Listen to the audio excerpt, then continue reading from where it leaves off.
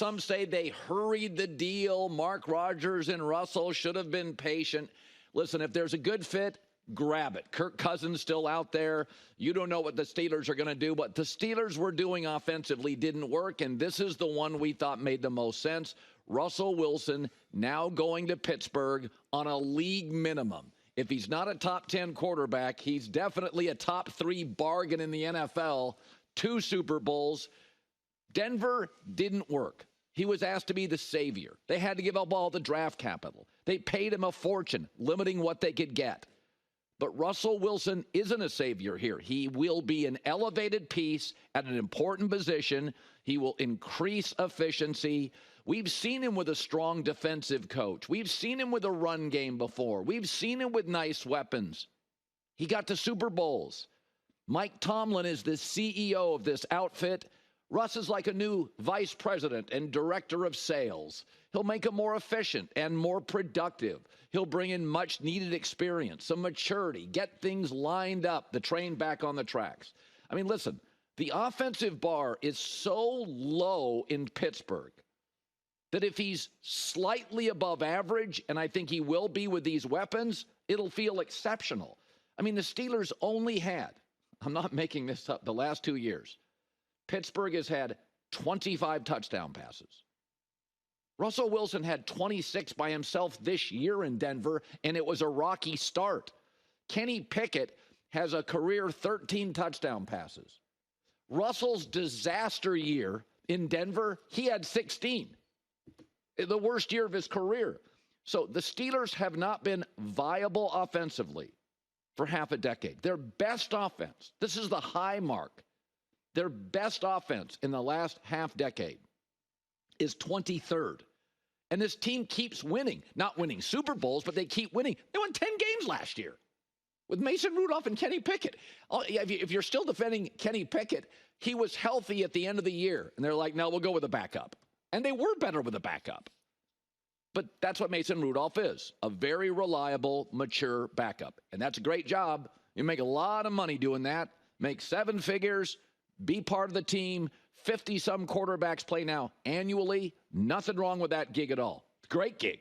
Don't get beat up as much and you make a lot of money. Now, is this Russell Wilson to the Steelers? Does it feel like Stafford to the Rams?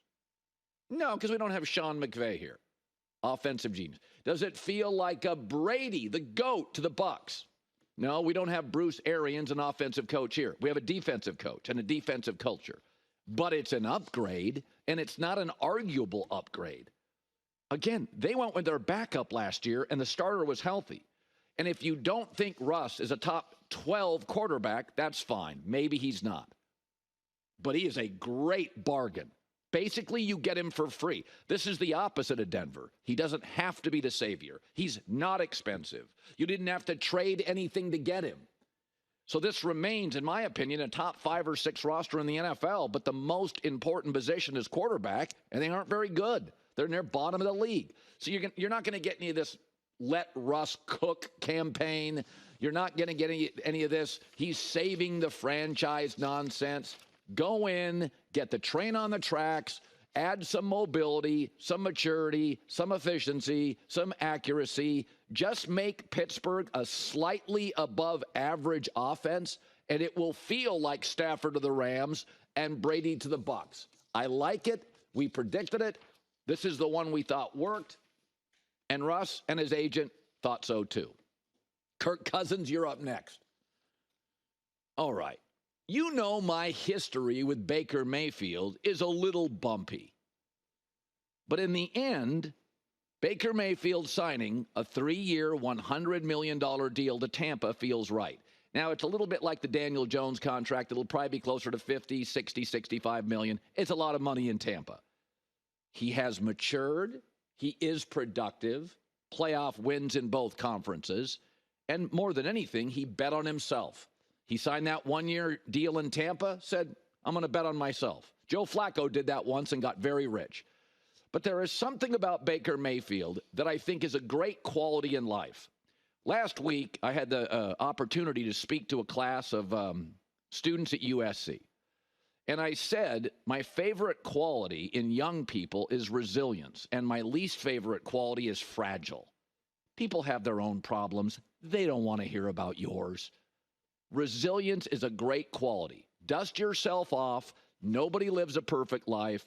I'm watching this dynasty on Tom Brady and the Patriots. I watched the MJ documentary. MJ and Brady. Landmines, potholes, people in the organization working against them. That's called life, and that's what sports is. And Baker Mayfield, more than anything else, is resilient. He had to transfer in college. Carolina was a mess. Tampa, GM here, coach there, interim there, Freddie Kitchens there. It was a mess. But yet, he dusted himself off. He's seen the hole in his game, self-awareness, and he's worked on it. This is a more focused Baker, fewer commercials. It's a more mature Baker, less starting fires at the podium every Wednesday. I like this Baker. I think this Baker's good. Now, if this was the AFC West and I had Andy Reid Mahomes, Jim Harbaugh, and Justin Herbert, maybe this deal makes me a little nervous with Todd Bowles and Baker Mayfield.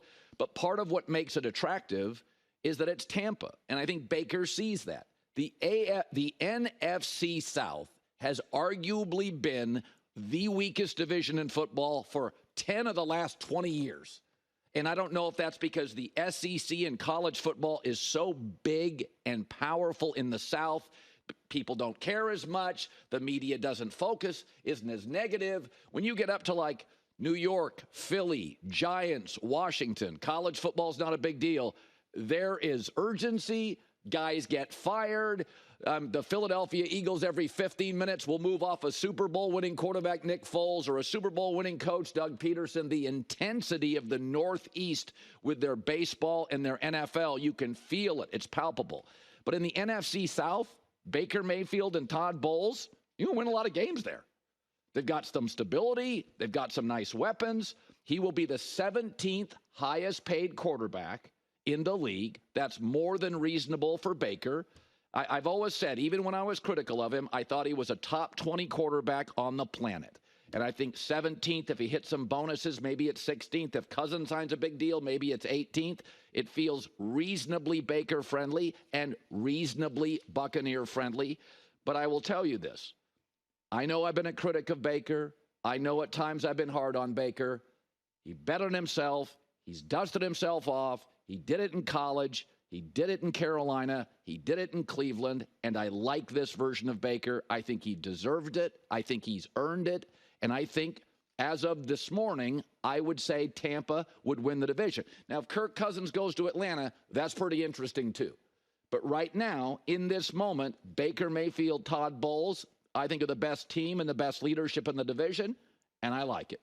So there you go on a Monday, J-Mac. Now, Kirk Cousins is the next domino to fall. Apparently, you're going to have more on this. There's stuff this morning that's moving. You've thought Atlanta or Minnesota's the fit for him? What about if Justin Fields goes to Atlanta? Who is the best team in the division then? Are you a believer in Fields or no? No. I think it would be. If Kirk Cousins goes to Atlanta, Kirk has a history, a 10-year history of winning a lot of games. He's like Dak Prescott. We may not see him as a hoist the trophy guy, but Dak and Cousins have won a lot of games. That's fair. By the way, you see the Baker on the screen, three years for $100 million. Some of these guys really dug into the deal, and it sounds like it's closer to 2 years, $40 million. Well, okay, but actual money. All the deals. I mean, let's face it. If you have a quarterback, these things are getting Mahomes' deal's getting reworked every couple of years.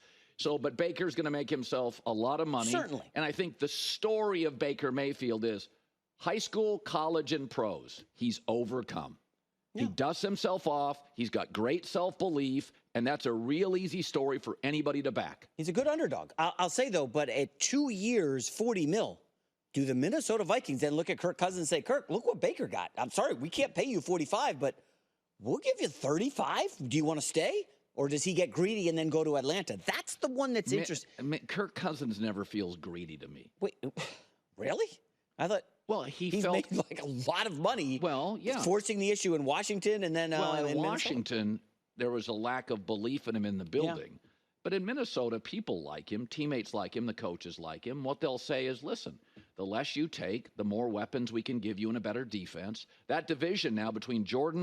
Hi, everybody. It's me, Uncle Colin. Subscribe here to get the latest from the herd, including exclusive behind-the-scenes videos and more, wherever you may be, however you may be watching. Thanks again for making us part of your day.